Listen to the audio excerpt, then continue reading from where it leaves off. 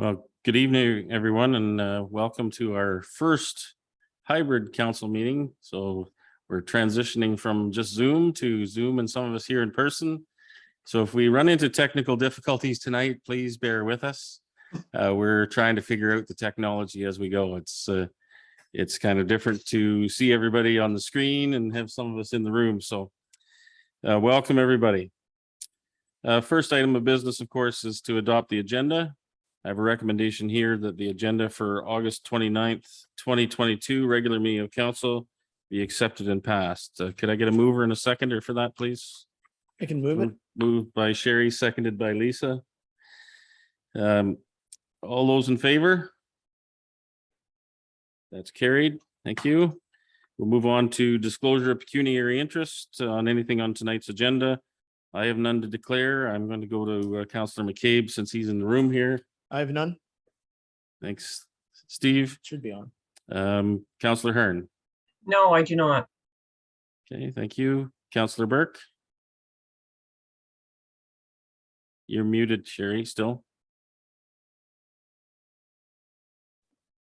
Indirectly for the application for Eleanor Rundle. Okay. And Councillor Yake. No.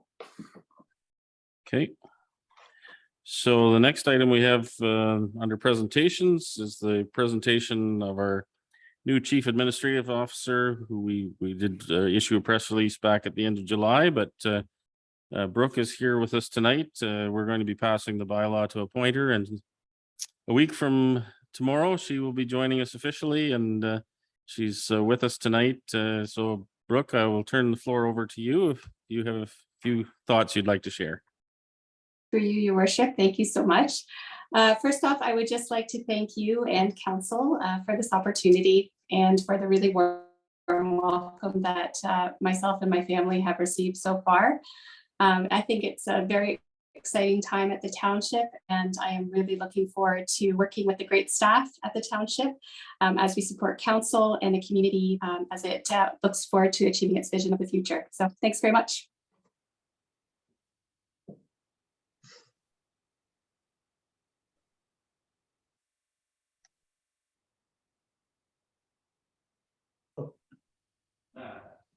I couldn't hear you, Mayor Lennox.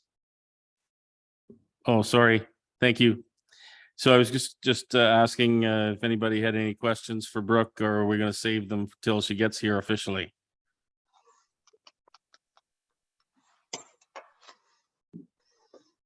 I'm not seeing any. No. Steve, go ahead. I would just like to welcome you, Brooke, and look forward to meeting you in person again, and when you're in the helm. Thanks so much. Anybody else? No. No, we're good. Okay, looks like they're going to wait till next week, Brooke. So thanks for joining us today, and we'll look forward to seeing you next week. Thank you. Thank you. Next up, we're going to recess our council meeting to move into a public meeting for both a public meeting under the Planning Act and a Committee of Adjustment. So we have a recommendation here that the Council of the Corporation of the Township of Wellington North recess the August 29th, 2022 regular meeting of council for the purpose of holding a public meeting under the Planning Act for Green Energy Dispensary, Inc. for a minor variance, and for Parkbridge Lifestyle Communities, Inc. for a zoning bylaw amendment. Could I get a mover and a seconder for that, please? Moved by Lisa, seconded by Steve. All those in favor? That's carried. Thank you. So we'll switch to the minor variance first. So, and I'll call the Committee of Adjustment meeting to order, and we'll go through the disclosure of pecuniary interest thing again in regard to this application. I have none to declare. Councillor Yake? No. Councillor Burke? No. Councillor Hearn? No. Councillor McCabe? No. Okay. We need to deal with the minutes of the previous meeting here. So a recommendation that the Committee of Adjustment meeting minutes of July 25th, 2022, application A16/22 be accepted as presented. Can I get a mover and a seconder, please? Moved by Sherry, seconded by Dan. Any discussion on those minutes? All those in favor? That's carried. Thank you. Our application for this evening is application A17/22 for Green Energy Dispensary, Inc. Location of the subject property is described as Survey Crown Park Lot 2 and is municipally known as 141 Smith Street in Arthur. The property is approximately 1,037 square meters in size. Purpose and effect of the application is permit 2 additional residential units within the existing legal non-conforming single detached dwelling under section 45 subsection 2A2 of the Planning Act. The existing dwelling is located within a C1 commercial zone. 1 additional dwelling unit is proposed on the 2nd floor and another additional dwelling unit is proposed in the basement. Other variances may be considered where deemed appropriate. How was notice given for this public meeting? Notices were mailed to property owners within 60 meters of the subject property, as well as to the applicable agencies. Signage was posted on the property on August 10th, 2022. Great, thank you. Matthew, can you give us the update on this application, please? Yes, for sure. So good evening, members of council. And through you, Chair, before you today is a minor variance application to permit an expansion to a legal non-conforming use.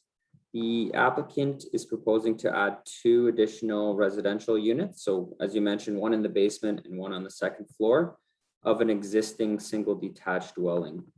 So planning staff note that the subject lands are zoned C1 and that there was at one point in time a small barber shop was previously operating in the basement as a home occupation. So however, the main floor has not been used as a commercial use. So this application is somewhat unique from previous minor variances that it's being heard under section 45(2)(a)(2) of the Planning Act. So the committee may be familiar with the standard 4 tests. So minor meets the intent of the official plan, zoning bylaw, and is desirable in nature. Like I said, from previous minor variances. However, a variance for an expansion to a legal non-conforming use only needs to satisfy one of the following criteria. First being, is the proposal similar to the current usage of the land, building, or structure? The second being, is the proposal more compatible with the uses permitted by the current zoning bylaw? So ultimately, planning staff note that there will be no addition to the size or volume of the existing dwelling. Restorations will ultimately be limited to the reconfiguration of the existing home. So with that said, planning staff have no concerns with the application with the proposal, given that the proposal is similar to the current usage of the subject lands. Thank you. Okay, thanks, Matthew. Has any further correspondence been received in respect to this application? Nothing other than what is already listed on the agenda. Okay, thank you. Anyone wishing notice of the decision? So persons wishing to be notified of the decision must submit a written request to the Secretary Treasurer of the Committee of Adjustment.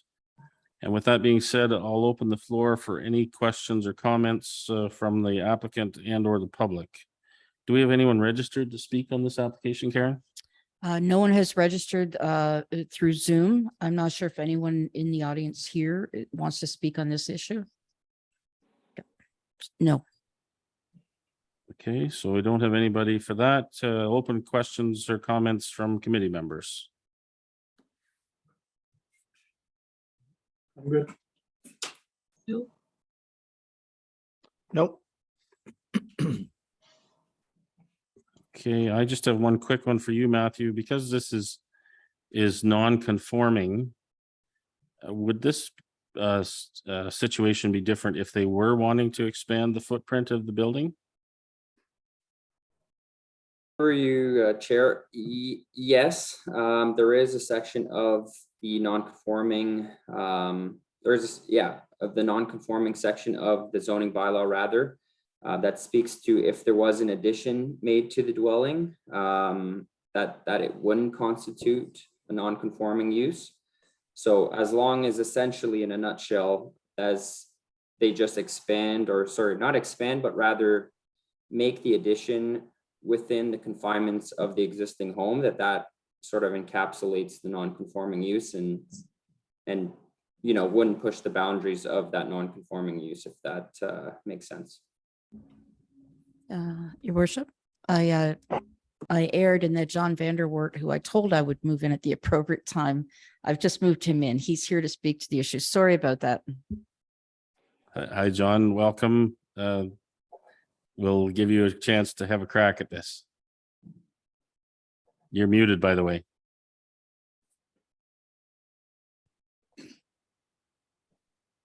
There we go. I'm not up on all this Zoom stuff yet, so once it's all done, I'll probably figure it out.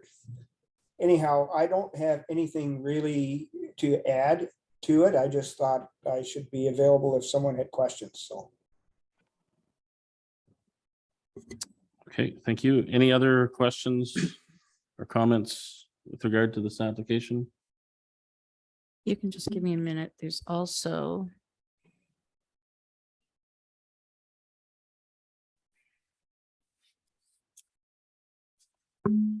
Anita. She is with the next one. Okay, go ahead. Sorry. Okay. Okay, so no questions or comments from the committee, so we'll move right to the decision. And the decision reads as follows: that the minor variance applied for in application A17/22 for the property described as Survey Crown Park, part of Park Lot 2 and municipally known as 141 Smith Street in Arthur, provide the following relief. Number one, that under subsection 45, subsection 2A1 of the Planning Act 1990, relief be permitted to allow expansion of a legal non-conforming residential use to facilitate 2 additional residential units in the central commercial zone. All those in favor?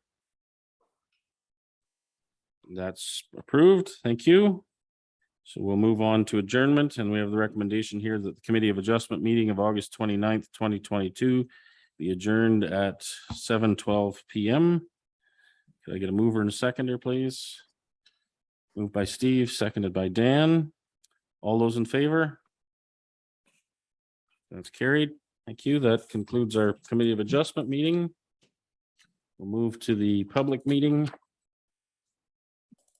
And I'll call the public meeting to order and ask if there's any disclosure of pecuniary interest with regard to this application, ZBA 17/22 Parkbridge Lifestyles Communities, Inc. I have none to declare. Councillor McCabe? I have none. Councillor Hearn? No. Councillor Yake? No. I got one. Councillor Burke. muted. No. Okay. The owner applicant in this case is Parkbridge Lifestyles Communities, Inc. The land subject to the proposed amendment is described as Lot 11, Concession 6, and known municipally as 7445 Side Road 5 East. The property subject to the proposed amendment is approximately 40.62 hectares in size and is shown on the map in your package.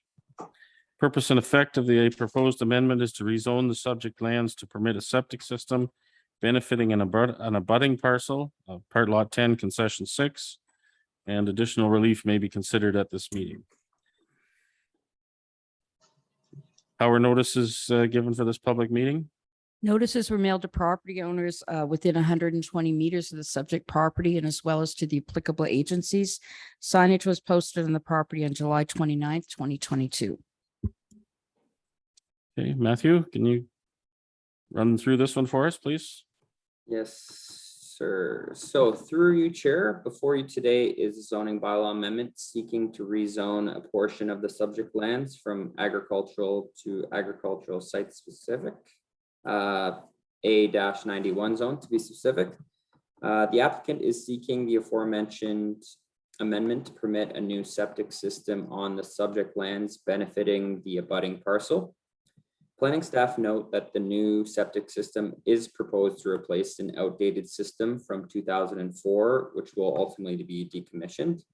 The applicant has noted there is no viable location on the resort property And further notes that the new system will not facilitate any expansion to the resort. Further, planning staff would note that the Conservation Authority has also expressed no concern with the application. With that said, the application conforms to the zoning bylaw as well as the official plan and applicable forensic policy, and planning staff have no concerns. Thank you. Thanks, Matthew. Has any further correspondence been received in respect to this application? No, there has not.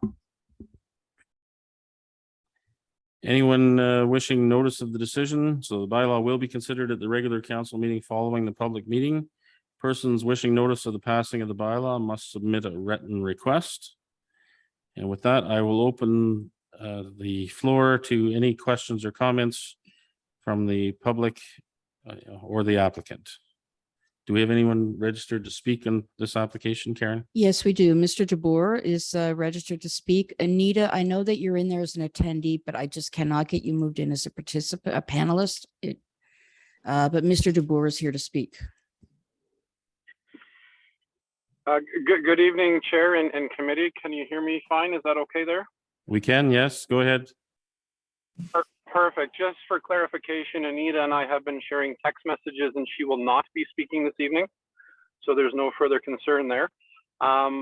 Just representing the client, the planner and I have had several discussions as well as the county and the Conservation Authority.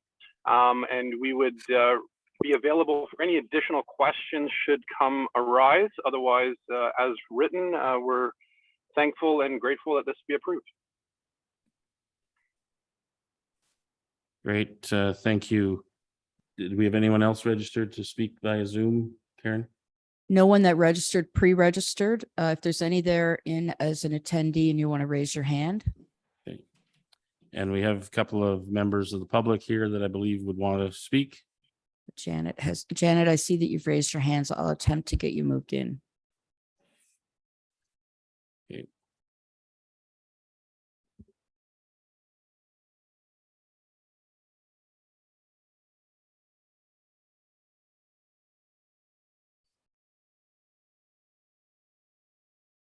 Well, why don't we start with here in the audience?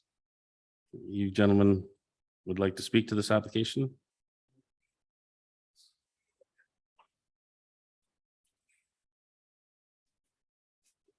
You could just state your name for the record, please. Why don't we check if the microphone's working first? Thumbs up from Lisa. Thank you.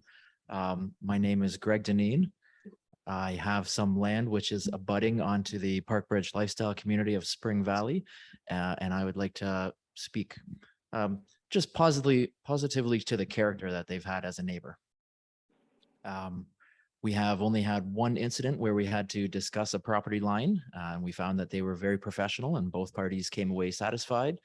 They have always kept the residents respectful of the property lines that we share. They have never had a problem with our manure spreading, and we have never had a problem with their fireworks. Thinking as also as a member of the Wellington Federation of Agriculture, we very much like to see farmland stay in production wherever it's possible. And so driving by today, it's good to see the parcel that they've been studying for this project has not been idle in the meantime. They do have some very good looking corn and some excellent looking hay. This, as much as we like to see ag land kept in ag production, we really like the reasonable footprint that this community has, to go in and see that they have a significant size community, a significant number of people on a relatively small number of acres, and that it is seasonal.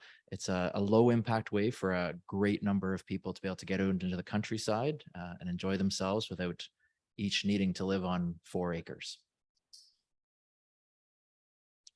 My only comment would be that I would very much like to know if Parkbridge intends to continue farming around the system. It will divide the field up into a couple awkward parcels, but I think it will still be farmable as much as possible. And it would be great if they were to continue to do that. But regardless, they've been a great neighbor. So I support this application. Thank you.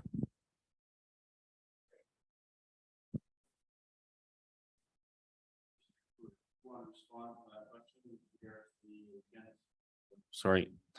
Mr. DeBoer, would you like to respond to the question with regard to the future use of the land surrounding the proposed septic bed? Absolutely. I'm just sort of texting back and forth with Anita. However, we do have confirmation that the balance of the land remains rented to a local farmer that will continue agricultural production on the remnant parcel of land. Great, thank you. That is the best case scenario from our point of view. Thank you very much. Okay, we have another gentleman in the audience here, I think would like to speak, so we'll give him a chance. And then we'll come back to you, Janet. Okay, my name is Kent Benson and I'm a neighbor and farm of the Spring Valley camp. And I wish I could say the same about Steve. I've had a few issues with the camp.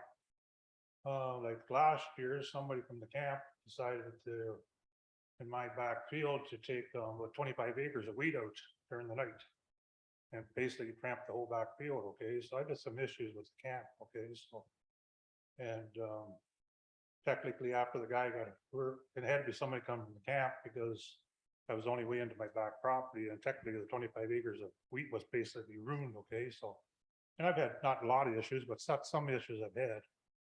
And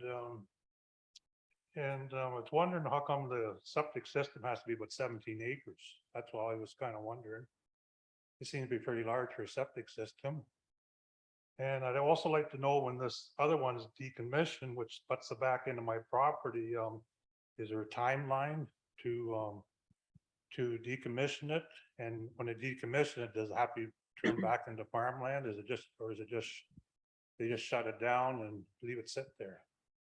And and other than that, I have not much issues other than it's prime agricultural land, and I can see that there's kind of stuck for room there. So, and so that's not too. I don't have too many issues with, other than I've had issues with the camp, so and that stuff.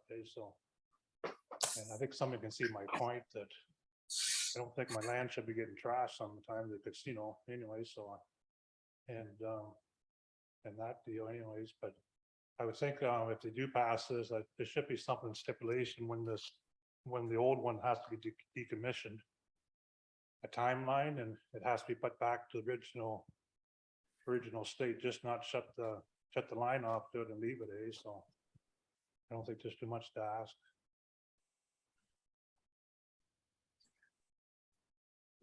Thanks, Mr. Benson. Did you have anything further at this point? No. Okay, I'll then ask Mr. DeBoer if he'd like to respond to your questions with regard to the timing and future use and the decommissioning. And I think you had a question with regard to the size. I think you were concerned about how big it is in terms of the new one. Mr. DeBoer, are you able to help us with that? Absolutely. First statement is the septic system has been designed as a conventional bed, which obviously is larger. It's more passive in nature as it relates to the effluent dissolving both in the natural air and the land. We have designed the system in such a fashion that it meets all ministry regulations. It doesn't exceed them, and therefore it's the smallest footprint available based on the design parameters required by the ministry. Secondly, the existing septic system, once the new septic system is online and functioning properly, the existing septic system will be decommissioned as per Ministry of Environment regulations, and the land will either remain fallow for a duration and or turn back into agricultural resource in the foreseeable future.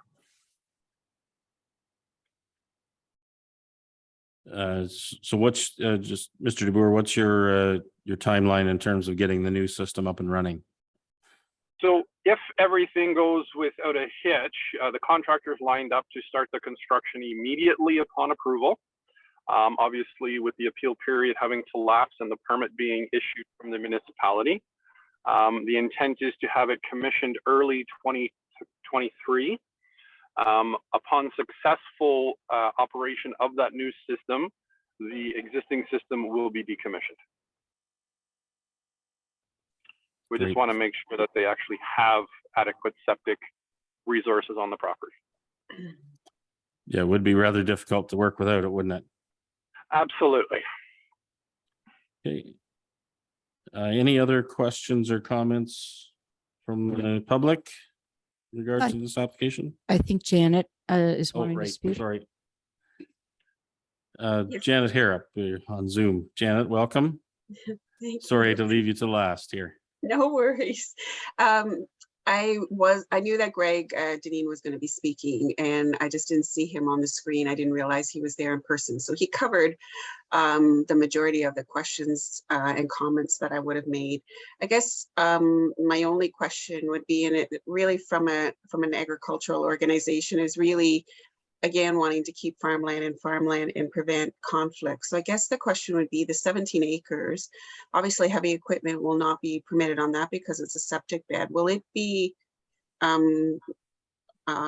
fenced off or obvious where that is to prevent conflicts? And as well as what will be on that 17 acres? Will it be the grass be cut?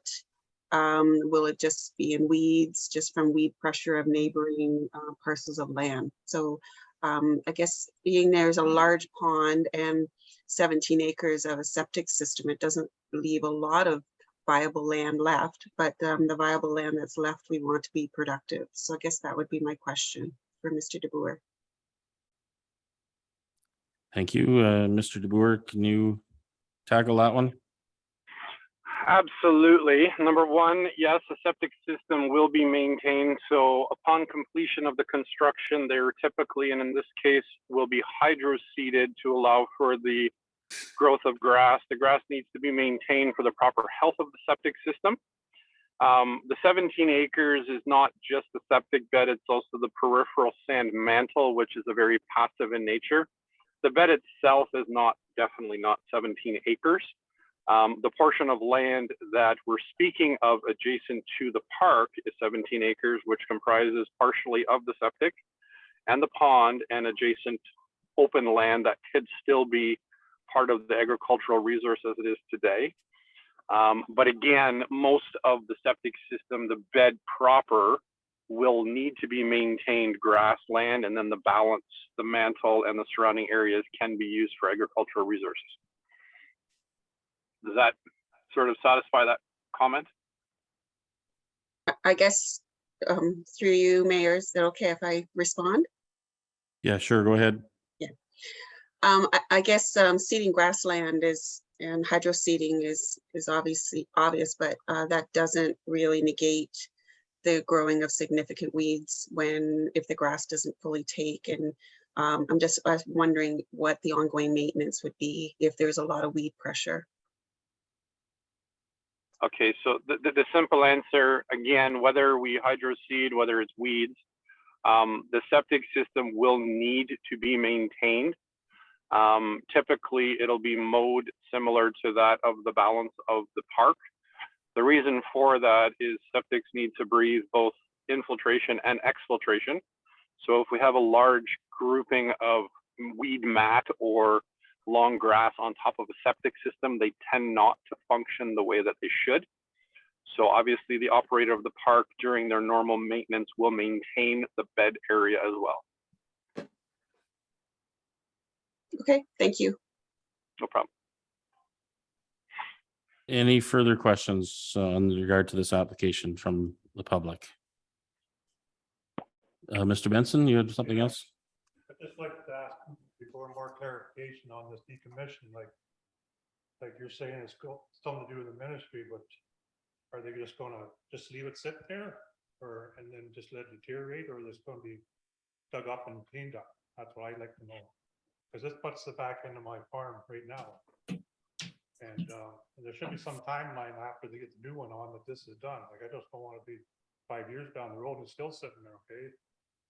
So I don't think it's too much to ask. There's a bit of a timeline put on so this thing be commissioned before at that time, eh? So. Okay, Mr. DeBoer, have you got any further clarification on the decommissioning in terms of timing and plans afterwards? The simple solution is the parts and pieces that are physical, the tank, the pipe network will be removed. excuse me, the soil in which the septic system resides on, whether it's the granular material, the sand mantle, or other, will become inert after 3 months of stop using it. The earth itself will take care of it, and evaporation will take care of the rest. The cleaning up and removal of the bed will happen in the spring, shortly after the commissioning of the system. So that would involve all the pipe networks, the tanks, and all of that will be removed. After that, honestly, the septic system, once it's no longer receiving any sewage, will become inert within 3 months. And that's based on ministry guidelines. Okay, yeah, that answered my question, that the pipes are not stuff removed, so. I have no issue with Absolutely. that. I have no Yeah. issue with that, as long as it's done, okay, in the finding time. Okay, thanks.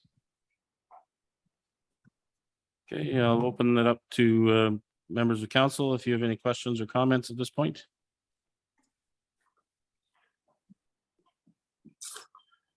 I don't think so. Okay. Not seeing anything further. Lisa's got her hand up. Oh, I don't have Lisa on my screen here. Let's go ahead, Lisa. Thank you, Mr. Mayor. I think most of my questions have been answered. However, some things are just a little gray, and I'm just looking for some clarification. It says basically on 2 items. It says that a septic system, a new septic system cannot happen on that property. Is that 100% the case, or is that at a cost, at a reasonable cost? And number 2, the septic system that's proposed is a conventional system. If you went to a non-conventional system, what kind of difference in price would be? Is that possible? And would it use a smaller footprint?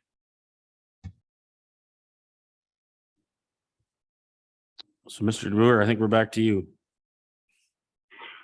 Okay, so a tertiary septic system might have a smaller footprint. However, the conventional system over a long period of time is far better, both from an environmental standpoint in this case, because we do have the land available to us to spread the effluent over a larger area as opposed to a concentrated area, especially understanding that we do have a high occupancy loading on this development. The ministry itself has very limited resources in terms of alternatives, which is why we've sort of been forced to go to the adjacent property. Now, this is all one holding. However, we have 2 different zone categories, one being the permission for the tourist commercial camp, and then the other one is obviously the agricultural parcel. So in turn, it might work. But however, the ministry prefers that if we have the area for a conventional system, that it is the best and most effective use of a sewage system. So that's typically why we find when we're doing these large systems, the ministry is requiring a large sand mantle. It just spreads the effluent over a much larger area for a better result.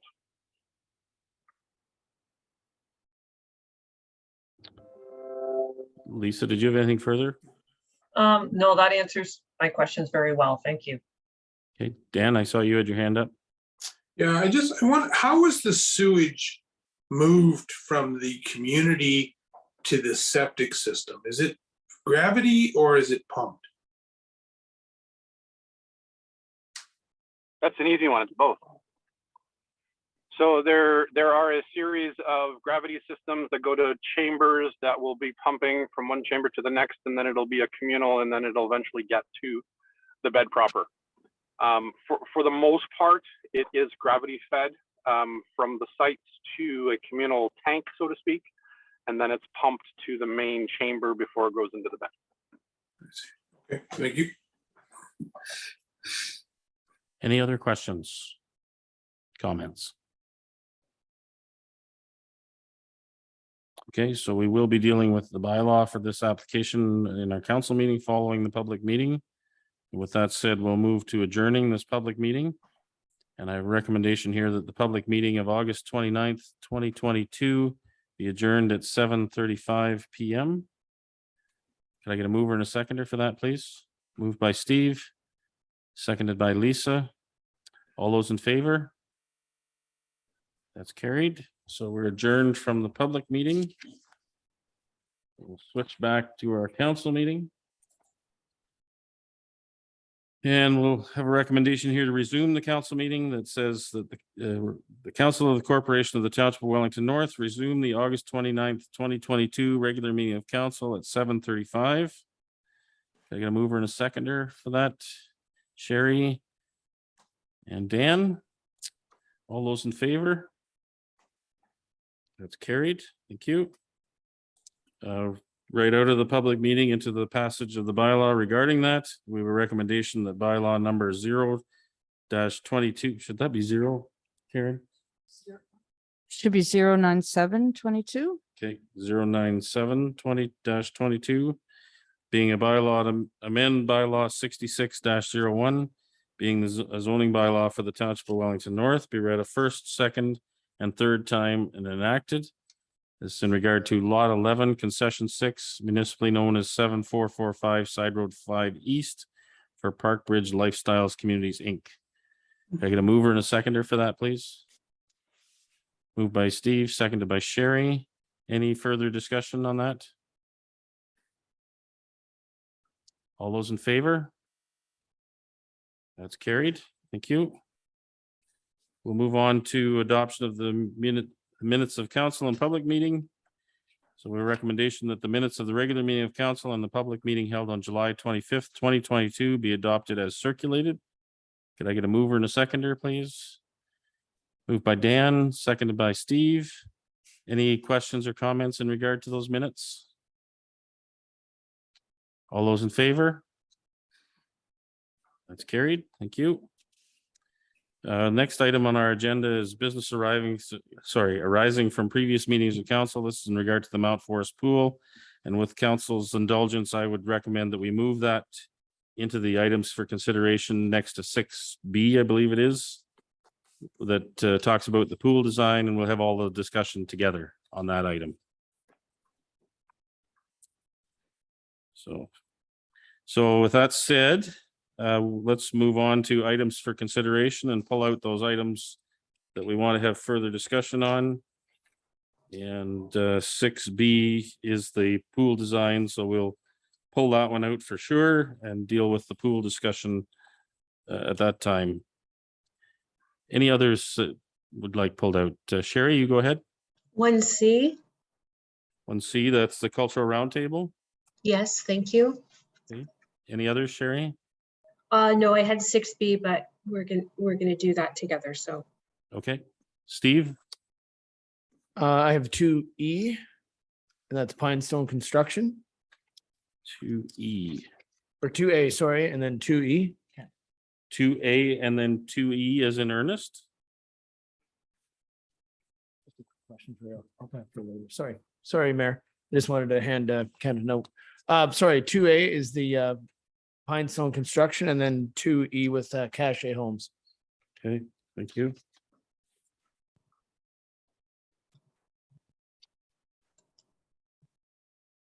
Okay, any others, Steve? Nope, that's it for tonight. Lisa or Dan, do you have any others you'd like to pull out for discussion? No, I'm okay. All good. You've covered them all. Thank you. You should. Which one is that? Sherry, can you remind me what your pecuniary interest item was? Oh, yeah, it's 2D. Should we pull that separate? Well, if we're not, we probably should, even though we're gonna deal with it. 2B. So yeah, 2B. And No, we'll 2D. 2C. 2D. 2D. D is in dog. D is in deaf. Okay, thank you.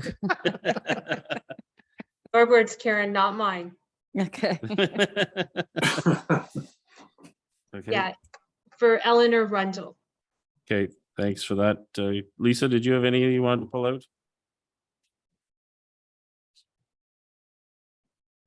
You're Unmute. muted. No, Okay. no, I do not. Okay, I'd also like to pull 3A, the building permit review. Okay, so I'll just do a quick recap. We have 1C, Cultural Roundtable, 2A, the consent application for Pine Stone, 2D, the consent application for Eleanor Rundle, 2E, regarding Cache Developments, 3A, this is a building permit review, 6B with regard to the pool design, and that's all I have. Any others?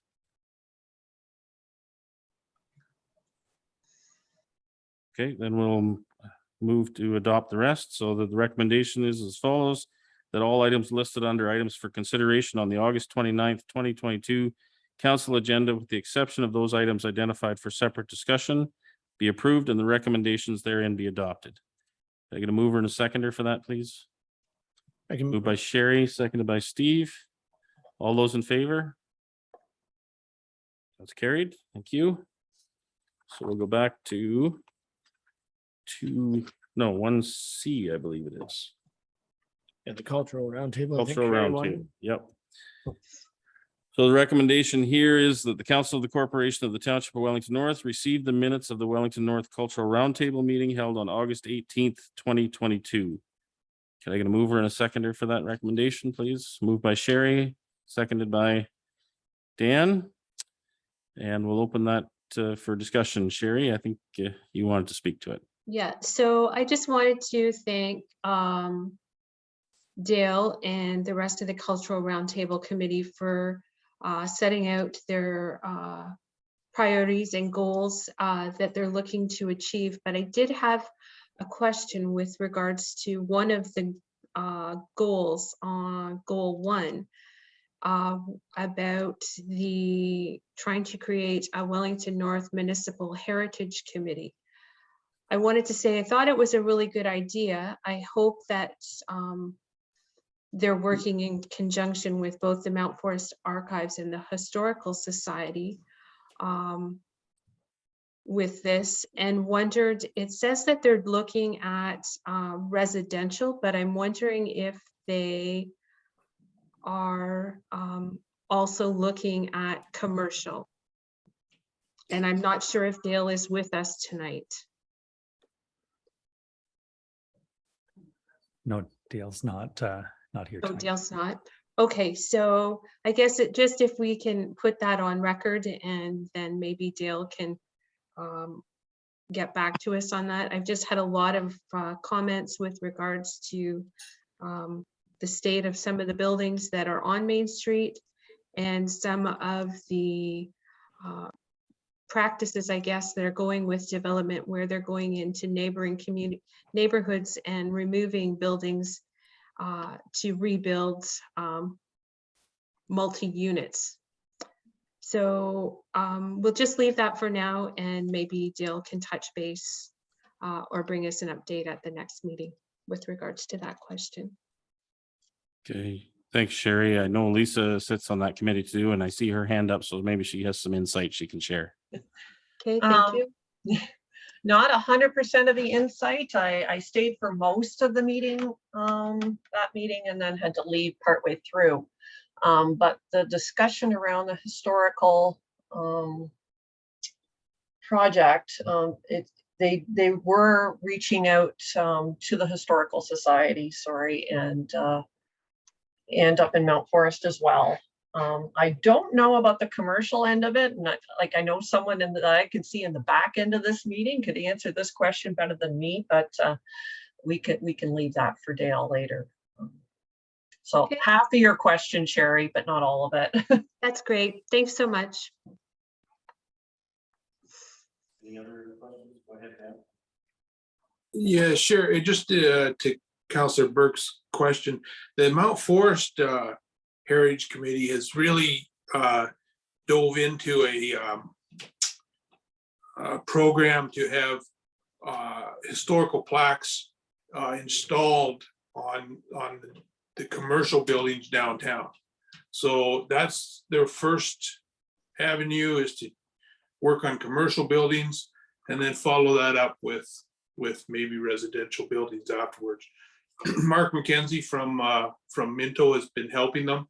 He's been involved quite heavily in the Minto Historical Society and the plaquing of old buildings and that type of thing. So they're starting with the commercial buildings in Mount Forest and working along that way to see how that goes. So they are, they're progressing pretty good right at the moment.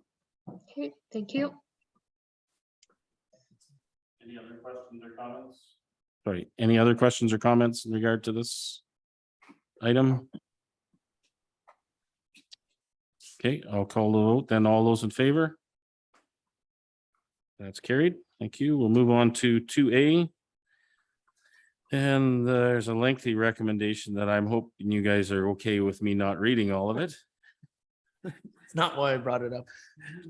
So I will ask for a mover and a seconder for that lengthy recommendation. Moved by Steve. Seconded by Dan. And with that, I will open the floor for questions or comments. Steve, you pulled it out. Did you want to speak to that one? Yeah, no, and through you, Mayor Lennox, I just wanted to say, I think this is a great use of land. It's nice to see it finally going to be built on and then have a lot more residents down in that area. And yeah, it's great to infill that when we need not only more housing, but housing like this as well. So.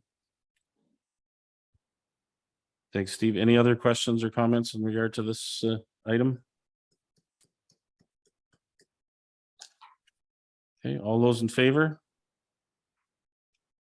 That's carried. Thank you.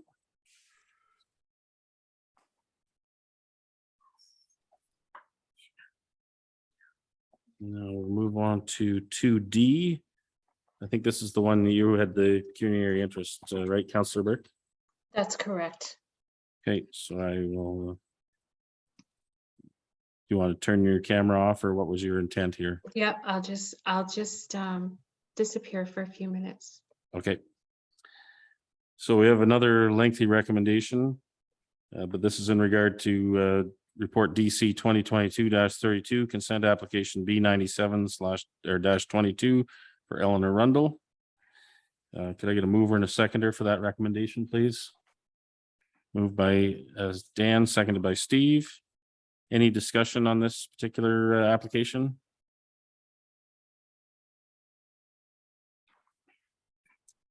I don't have any. All right, all those in favor then? That's carried. Thank you. Councillor Burke, if you can hear us, come on back. Okay, we'll move on to 2E. This is with regard to the Cache developments in Arthur. A recommendation that I will read because it's not quite so long. That the Council of the Corporation of the Township of Wellington North received the planning report prepared by Asavari Jadav, Junior Planner, and Matthew Daou, Planner, County of Wellington, dated August 24th, 2022, regarding Cache Developments, Arthur Inc. Arthur, this is a removal of the H provision. Could I get a mover and a seconder for that, please? Moved by Steve, seconded by Lisa. And with that, I'll open the floor for discussion. Steve, go ahead. Through you, Mayor Lennox. No, I just wanted to say this is a good sign for Cache to be wanting to remove the holding provisions there. I don't know if all of you have driven by the location of the development. They're well on their way. They've got it paved and they're ready to start building, which is great. And it's going to be a welcome addition to Arthur and alleviate some of the housing problems that we have there now. I was just going to ask Darren just quickly, how long, like once this is the provision is removed, how long will it take for them to or for you guys to issue permits for them? So through you, Mayor Lennox, there's one more step they need to do, and that's certification of some of the preliminary servicing. We're tentatively expecting that September 12th. And then we've got about 40 permits ready to roll September 13th. So September 13th, hopefully. Yep. Okay, great. Thanks. I knew there's a few that were on the docket or about to be released. So thank you for that. Any other questions or comments in regard to this item? Okay, all those in favor? That's carried. Thank you. Move on to 3A. This is regarding the building permit review ending July 31st. And the recommendation is as follows: that the Council of the Corporation of the Township of Wellington North receive report CBO 2022-09 being a building permit review for the period ending July 31st, 2022. Can I get a mover and a seconder for that?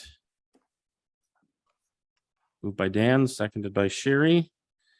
And we'll open the floor for discussion. I'll maybe lead off because I did ask for this one to be pulled. And it's certainly good to see building activity continuing to perk along as we kind of expected, with some ups and downs throughout the months. But there was one in particular I was looking for and didn't notice it yet. So Darren, could you comment on where we are in the process with the Sobeys proposed development at the north end of Mount Forest? Yep. Thank you, Mr. Mayor. They're working through site plan approval. We've done some back and forth with their engineers. Sobeys has yet to provide a solution to the intersection design and their storm outlet. Once those are provided, those are kind of their last two hurdles to overcome before we can get going.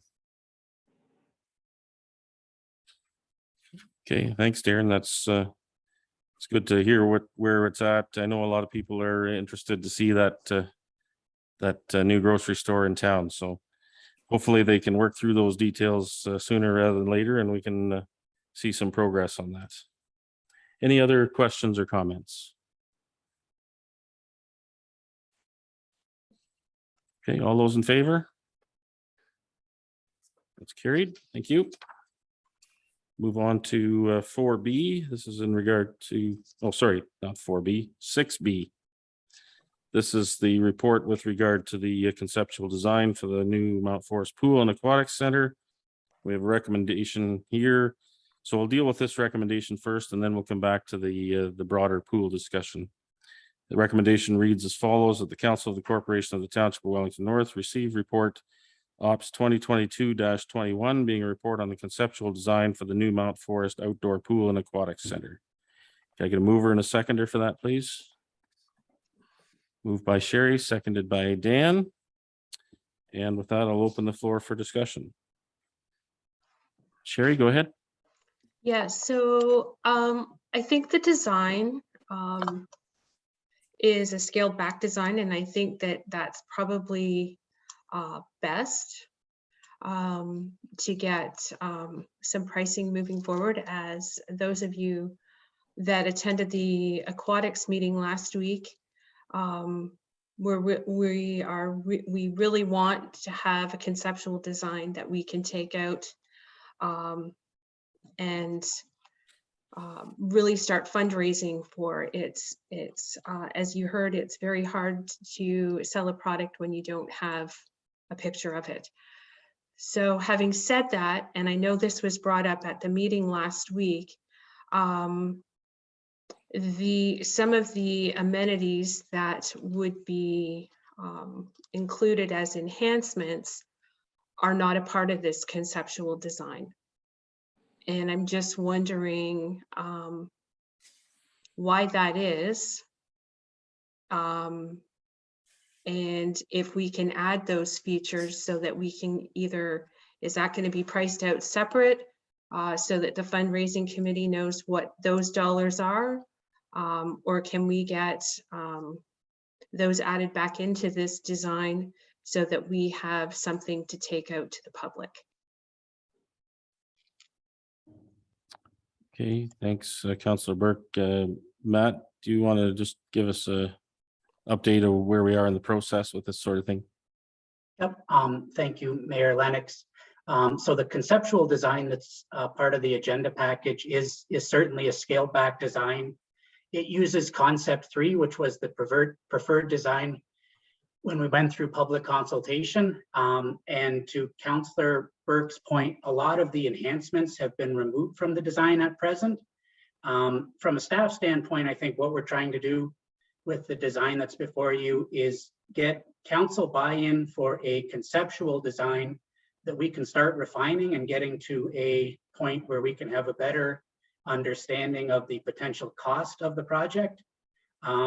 Again, it's still a conceptual design at this point, and it will still be a conceptual design after we do some work to get closer to the price. So I think some of those enhancements can be added, but right now they're not showing on. And right now, really, committee, although we've had lots of conversation about what enhancements would be preferred enhancements, and the survey also provided some results of what the community would like for enhancements. Yeah, the design that's before you does not include those enhancements until it's sort of a chicken egg situation where I think my understanding is that council would like to come up with what the project cost is going to be.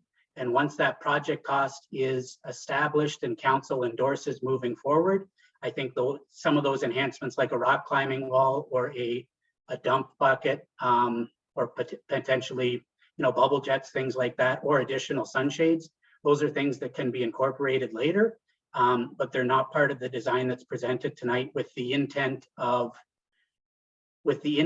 cost is really the most important thing right now to try to get a handle on, and specifically a more accurate cost estimate. So just for clarification, Matt, when we approve this design, we're going to get a more detailed cost estimate. But we would also get assurance that those amenities that those additional amenities we talked about, like the climbing wall, et cetera, would still be able to be added. Like we're not going through a system where, we wouldn't be able to add these back later. Would that be fair comment? Correct. Okay. Councillor Burke, did you have something further with regard to that? Yeah, I just question if they're not part of the concept that we're going to put out to get a better established costing on what we're looking at. I mean, it's fine to get the price for the above ground, whatever that is, but if you're looking at water features, then there's infrastructure within the pool equipment to run it.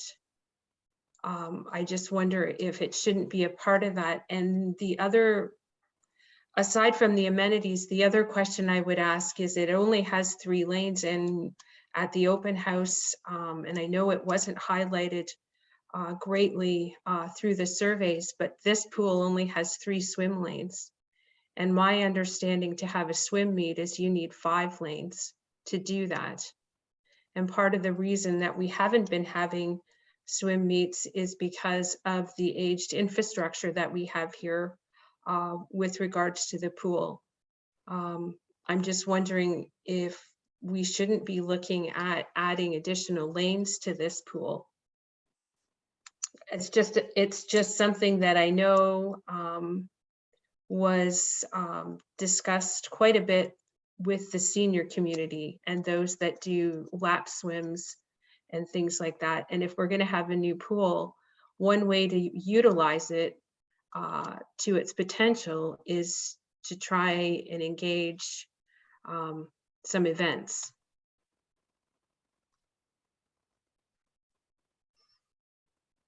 Go ahead, Matt. Yeah, through you, Mayor.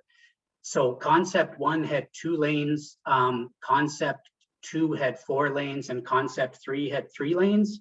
I guess the overall survey results was to build a pool for the youth or kids in the community. And that's why the design that's before you shows 3 lanes. Certainly if council wants to have more swim lanes, that's an option. But certainly what's before you is 3 lanes, and 3 lanes presents a challenge as it relates to having swim meets, if that's what the intent of the pool is. But the survey results were really favored on building a pool for young people and teaching swimming safety and kind of youth related activities, and that's really that's what's been tried to be represented in the concept that's before council tonight.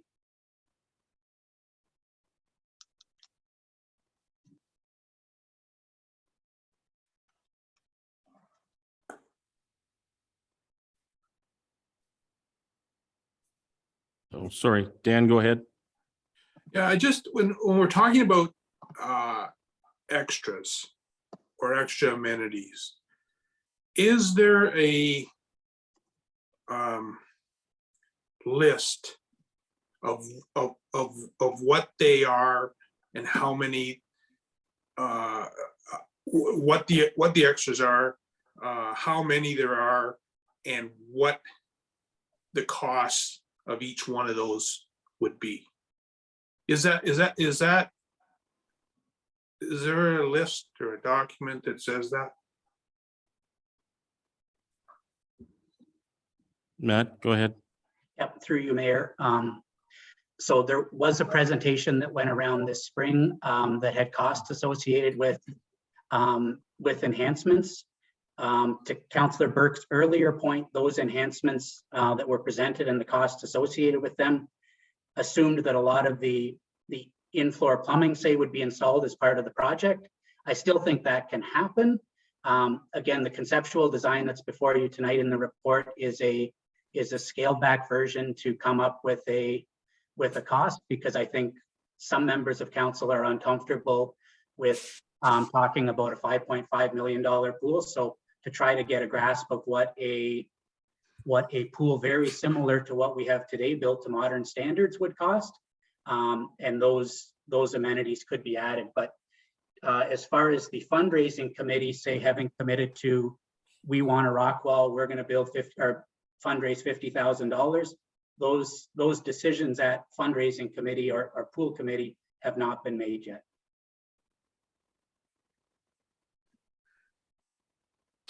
Steve, go ahead.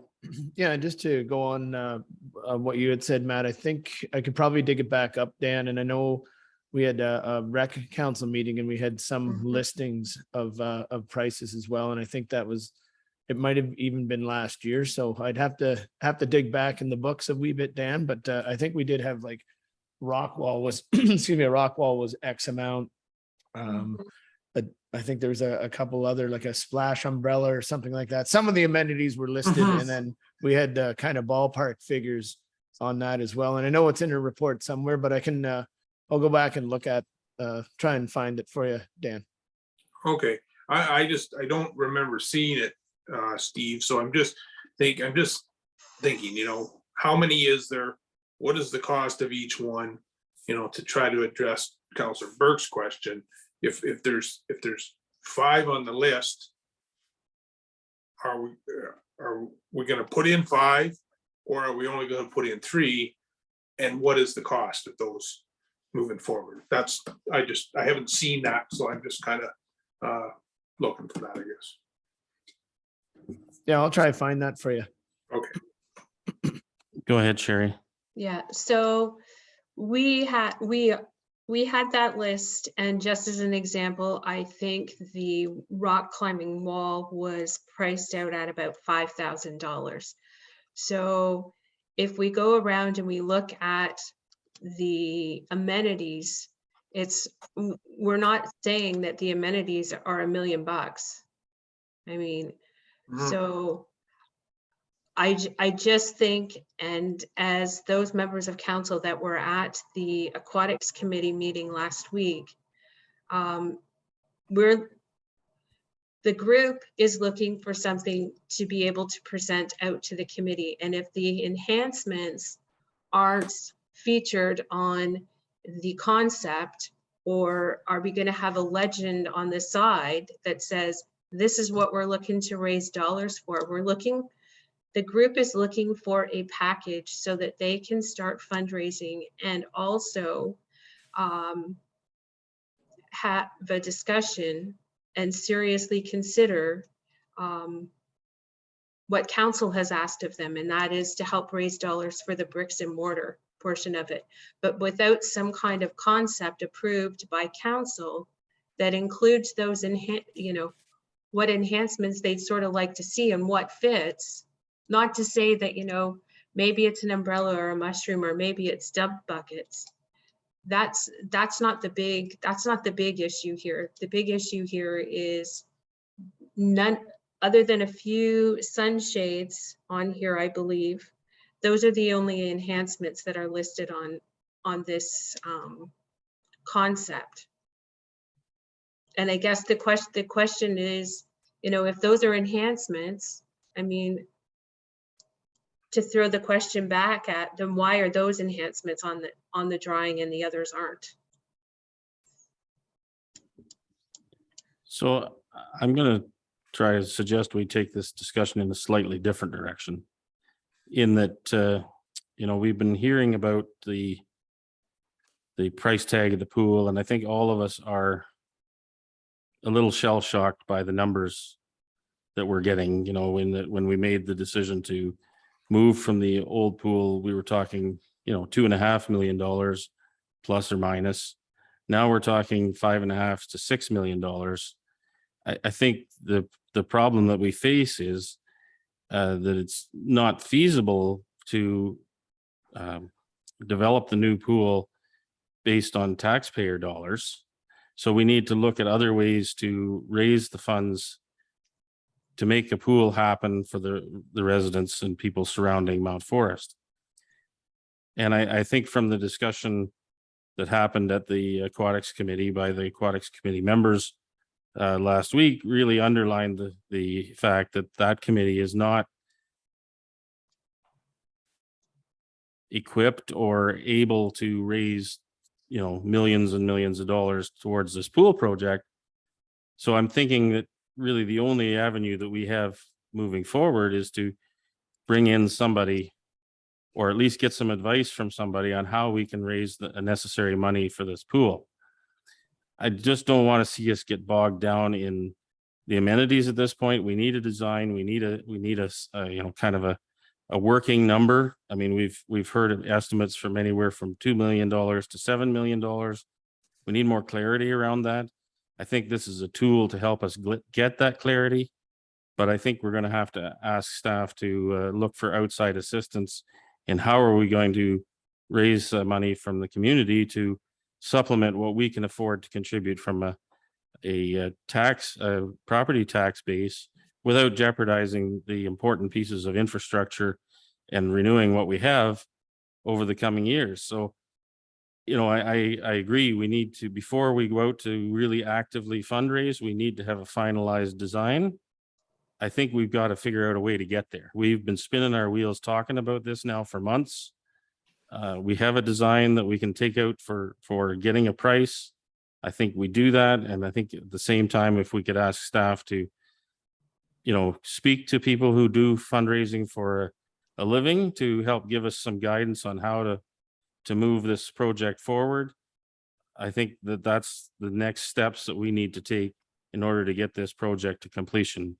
Yeah, we can talk about the amenities today or tomorrow, next week, whenever.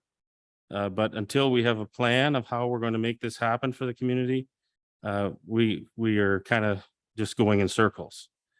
So I'd really like to see us commit to this design, move it forward from a costing perspective, and also start looking at what assistance we could get or advice we could get on how we can get from where we are today to getting a pool in the ground for the people of Mount Forest.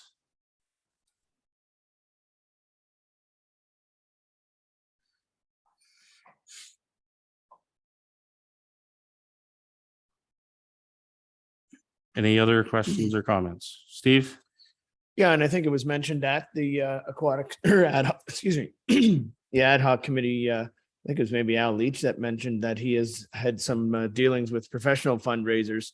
And I think that probably might be an avenue that I would like to see staff go down as well and see what we can do, because I know as good as the fundraising committee is, I don't think they're going to be able to raise the money that we need. I don't think we can ask the taxpayers to pay for the whole kit and caboodle here. And I think we have to go to the community for some help. And I think we can get some professionals that is actually their job to do, fundraise, and hopefully lift the burden off of taxpayers' dollars as well. And then once, as we get this concept approved, the pared down concept, get a cost for that, and then go forward from there. And then get a list of what amenities or add-ons the fundraising committee would like to see, or that the community would like to see in a survey, and get that costing and then add that in. I would just add, Steve, too, that I think the professional may be able to help guide us in terms of what's the best avenue to raise those funds, and what kind of things we need to have to make this an attractive option for the people of the area to contribute towards. So I don't want to see us prejudge that too early in the process at this point. If we're going to go to outside assistance or advice, I think we need to listen to that advice as much as we possibly can to get the best possible result. Steve? Yeah, and I would continue with that and say, like, we do need to get a concept, a solid concept that we're all backing in front of the community, so that they know what we're fundraising for. Again, I think it was Al or maybe Vern said, like, it'd be good to see a picture of it, not just in your mind, but like a rendered drawing, just so the community knows what we're talking about.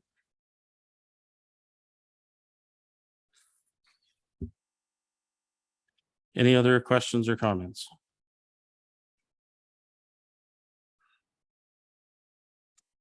Okay, then I'll call the motion on this. So I'll read the recommendation again. That the Council of the Corporation of the Township of Wellington North receive report Ops 2022-21, being report on the conceptual design for the new Mount Forest Outdoor Pool and Aquatic Center. We have a mover and a seconder, so all those in favor? Okay, that's carried. Thank you. So we'll circle back around. I think we've kind of covered a lot of it already, but we'll circle back around to the regular item on our agenda, and that's the Mount Forest pool replacement. Does anybody have anything further they'd like to add at this point in regard to that discussion?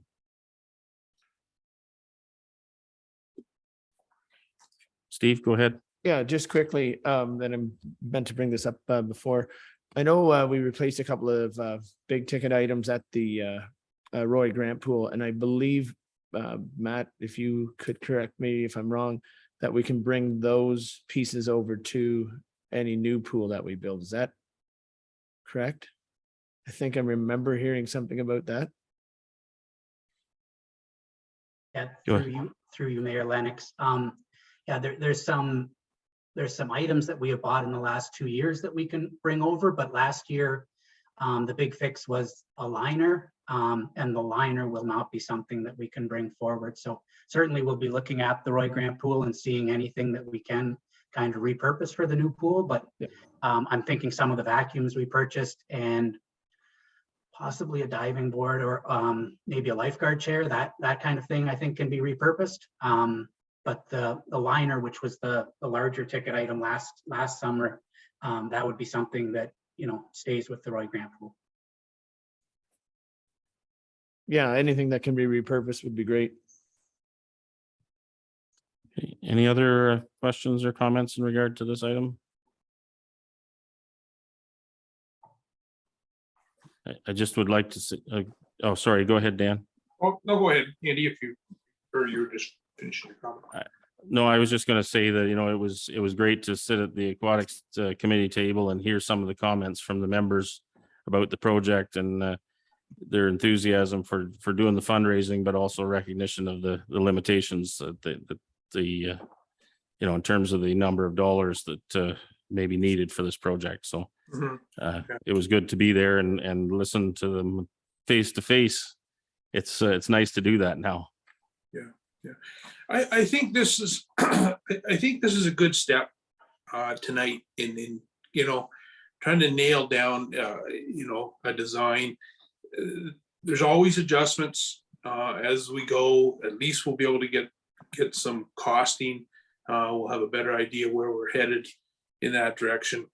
We need our communities need access to modern accessible recreational facilities, and they're an important part of the community. There's no question about that, and especially now more than ever. We're trying to stay active and healthy, and I think it's just the pool is an essential part physical activity, physical wellness, however you want to do it, mental wellness as well. So I think this is a positive step to get this kind of over the hump and really see where we are at and move on from there. So I think this is a good step. Any other questions or comments?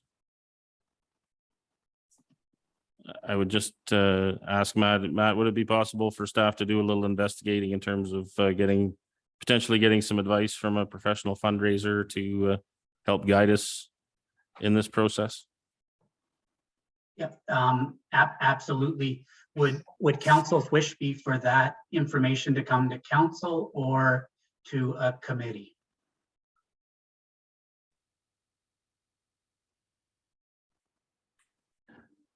My personal opinion is I think this is such a big ticket item that we're going to be dealing with the dollars at the council table. I think that's where we need to start. We need to include all of our partners in the process, keep them informed, but I think we've got to lead this process to get it to the finish line.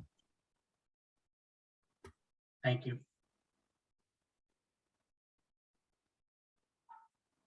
Any other questions or comments? Okay. So we'll move on. I guess that's the last of our items for discussion. So we'll move on to, is there any notice of motion this evening? I have none. Okay, seeing none, we'll move on to community group meeting program report. Does anybody have anything they'd like to report on there? Steve, go ahead. Just at the Arthur 150 Volunteer Appreciation Night is tomorrow, and it starts at 5 until I believe it's 6:30, and it's at the Arthur Optimist Pavilion. And yeah, looking forward to that. And the committee is putting it on, and yeah, it should be good. And it's just a kind of a recognition of everyone that helped out with the July 1st 150 weekend. Okay, Dan, go ahead. Yeah, I just wanted to, I don't know if anybody's had the chance, but I wanted to put a plug in for the Mount Forest Archives. They put together a tremendous display up there of significant women that have done various things throughout our community over the years. And if you get the opportunity to go up there, please do so. They've done a lot of work, and it's a very, very interesting display. Okay. So Dan, that's during their regular opening hours, or are they having any special opening hours for that feature? Usually they're open Wednesdays, but if you wanted a special tour, they'd certainly be glad to have you.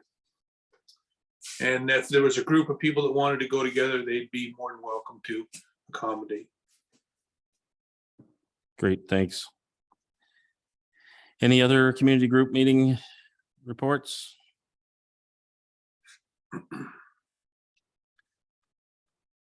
I have one update I'd like to provide. Well, I don't really want to provide it in some ways, but I will provide it. That is, as chair of the board of Wellington North Power, I unfortunately had to accept the resignation of our CEO, Jim Kluber. He's moving on to a new opportunity. I'd like to just recognize Jim for all he's contributed. He's helped lead our utility to its most financial success, most success in our relationship with the OEB in the company's history. And certainly he's helped preside over the growth that is coming to coming to our communities, but it's also coming to our utility, Wellington North Power. And while I'm sad to see Jim go, he's been a major contributor to our success. I want to wish him well in his future challenge. He brought our organization a long way, and it's up to us to take it from here.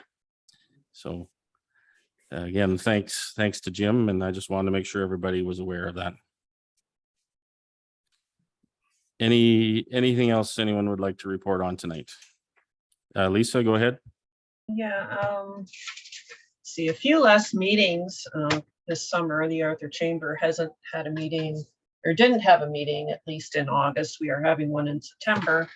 The Mount Forest Chamber meeting, a lot of it was focused on, a debrief of the fireworks festival, which went very, very well. And they did secure an AGM date, but I just checked my calendar and apparently I forgot to put it in there. So I will send that out to you when I figure out when that is.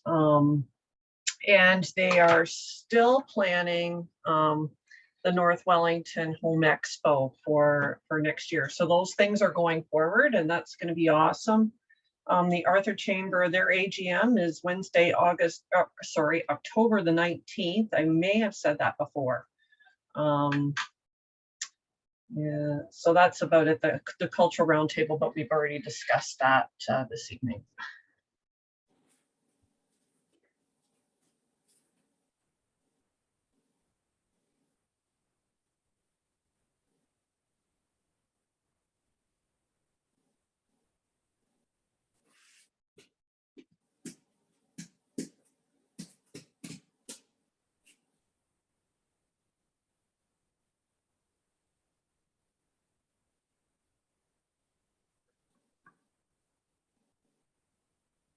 Sorry, Lisa, go ahead. I was just trying to tell you that we couldn't hear you, so we have no idea what you said. Thanks. We asked Matt to wave if that happened, and he's waving furiously, and I was rambling on. So thanks to both of you. Still learning the ropes here. I was just going to say we're moving on to bylaws. We have about 10 of them tonight to deal with. So I'll read the recommendation and then just make a couple of comments. So the recommendation is that bylaw number 90-22, 91-22, 92-22, 93, 94, 95, 96, 98, 99, and 100-22 respectively be read a first, second, and third time and enacted. Can I get a mover and a seconder for that, please? Moved by Steve, seconded by Dan. And we'll open the floor for any comments on any of those bylaws. Just I would comment that one of these is to appoint Brooke to join us next week as CAO, which we talked about earlier. And I noticed we're also repealing the acting CAO roles for both Darren and Matt. They're only allowing her Brooke a week of overlap, so I think they're expecting you to come up to speed really fast, Brooke. But honestly, I think that's just administrative in nature. So I want to also shout out to the staff team here. This has been a challenging time for us as an organization to bring in some new people, and I want to say thank you to everyone, Matt and Darren in particular, for your leadership during this time, and to everyone else. As mayor, I don't often get to sit in on meetings, but I've sat in on more meetings. They've had to put up with me for the past few months, and it's great to see the teamwork that is part of our organization here. And we really do need to recognize the value of that teamwork and all that it helps deliver for our residents. So thank you to Matt, Darren, and everybody else on the team. It's your efforts do not go unnoticed, and certainly appreciate it. And I know Brooke will be relying on you heavily for her as she starts down the new path. So with that said, thanks very much. Any other questions, comments? Okay, then I'll call the motion on all those bylaws. All those in favor? That's carried. Thank you. We'll move on to our cultural moment for this evening. So the cultural moment for August 29th celebrates the Arthur Poppy Project. The image of red poppies is a powerful symbol for all Canadians, and maybe even more for Arthur, Canada's most patriotic village. In 2021, an invitation went out to local churches from St. James Anglican Church in Elora, from their knitting group to either crochet or knit poppies. Excuse me. Bonnie McDougall from our Wellington North Cultural Roundtable was home, as were most people, and needing something to occupy her time, started crocheting poppies. Red and black yarn was already in her collection. So the crocheting began, and by the end of September, when the group in Elora stopped receiving them, 138 poppies had been crocheted. While some people may have stopped at 138, Bonnie continued crocheting poppies with a plan. Knowing that 2022 would be the 150th anniversary of the village of Arthur, she had decided to spearhead a similar poppy project. A community rich with a variety of artisans and resourceful people, she felt this would be a project that was viable for our village. The Arthur 150 Committee and the Royal Canadian Legion Branch 226, Arthur also gave permission to use the Legion and Cenotaph with the goal to have a display ready for the July 1st weekend. Bonnie and Angie Duffield made trips twice a week to the pickup spot as the bin was overflowing.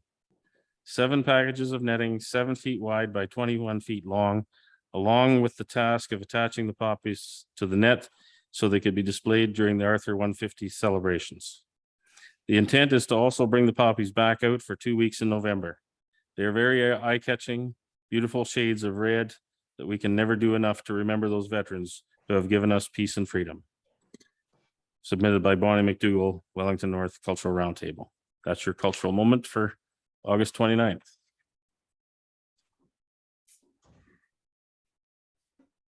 We'll move on to our confirming bylaw.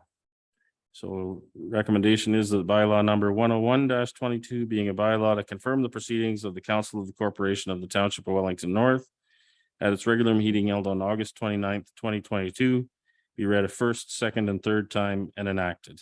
Could I get a mover and a seconder for that, please? Moved by Lisa, seconded by Sherry. All those in favor? Carried. Thank you. And adjournment of recommendation that the regular council meeting of August 29th, 2022 be adjourned at 8:27 PM. A mover and a seconder, please. Moved by Steve, seconded by Dan. All those in favor?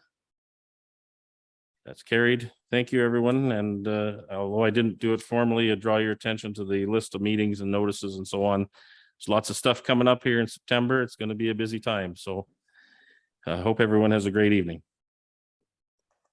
Night. Night, everybody.